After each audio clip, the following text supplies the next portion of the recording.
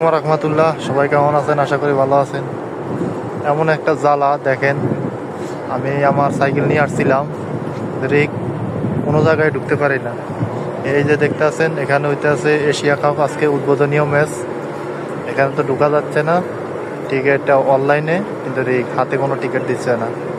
আর দ্বিতীয় কথা হচ্ছে, এই যে এইদিকে হচ্ছে যে সালমান খানের আজ অনুষ্ঠান, এবং কি বলিউডের অনেক স্টার এখানে আসবে।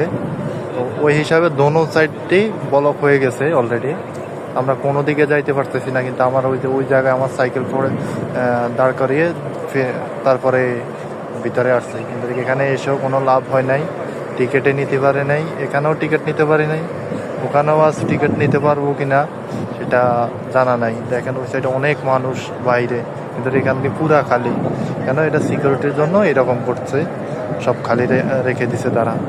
এই হচ্ছে কথা। এখন দেখি ওই জায়গায় সালমান খানের যে শো হবে, ওখানে গিয়ে যদি টিকিট পাই তত ঢুকতে পারবো, না হলে তো আর ঢুকা যাবে না কোনো দিকে, আমার রুমের দিকে চলে যেতে হবে।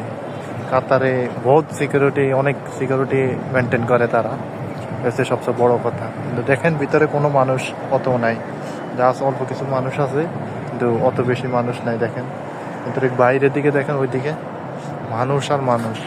ওই সাইডে এটা তো বিল্ডিং, ওই সাইডে আর অপর সাইডেও কিন্তু মানুষ আছে, এখান থেকে দেখা যায় না হয়তো বা।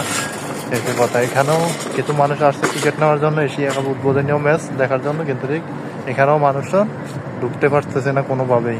যারা ভিআইপি আছে তারা ঢুকতে পারতেছে, আর অনলাইনে যারা টিকিট কিনতেছে তারা ঢুকতে পারতেছে।